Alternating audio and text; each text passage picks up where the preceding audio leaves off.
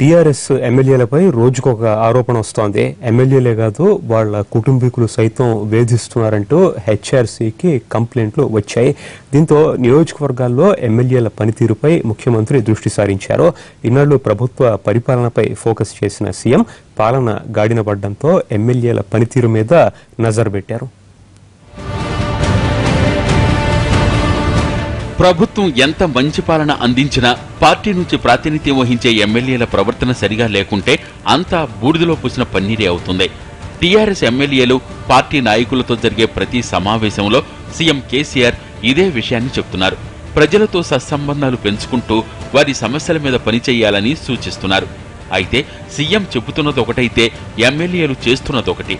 రాజకీయ పలుకుబడితో అధికార పార్టీ ఎమ్మెల్యేలమనే ధైర్యంతో కొందరు దూకుడుగా వ్యవహరిస్తున్నారు.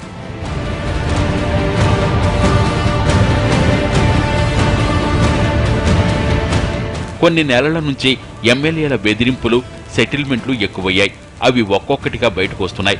మేడ్చల్, నకిరేకల్ ఎమ్మెల్యే బెదిరింపు ఆడియోలు బయటకొచ్చాయి.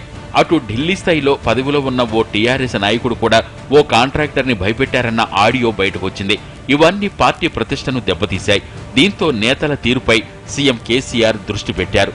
ఇలా బయటపడ్డవారే కాకుండా అన్ని జిల్లాల్లో ఎమ్మెల్యేల వ్యవహారం ఎలా ఉంది, ప్రభుత్వం చెప్పిందేంటి, లోకల్గా చేస్తుందేంటన్న విషయాలపై సీఎం కేసీఆర్ నిఘా పెట్టారు. ఇంటెలిజెన్స్ నివేదికలతో పాటు పార్టీ నాయకుల నుంచి వచ్చే నివేదికలను కూడా సీఎం పరిశీలిస్తున్నారు.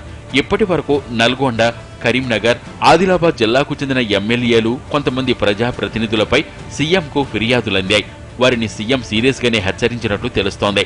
అధికారంలోకి వచ్చి 2 ఏళ్లు పూర్తవుతున్నందున ఇక ఎమ్మెల్యేల పనితీరుని ఎప్పటికప్పుడు సమీక్షించడం, మార్పు రాలేదంటే వచ్చే ఎన్నికల్లో వారిని పక్కన పెట్టాలన్న ఆలోచనతో గులాబీ బాస్ ఉన్నట్లు తెలుస్తోంది.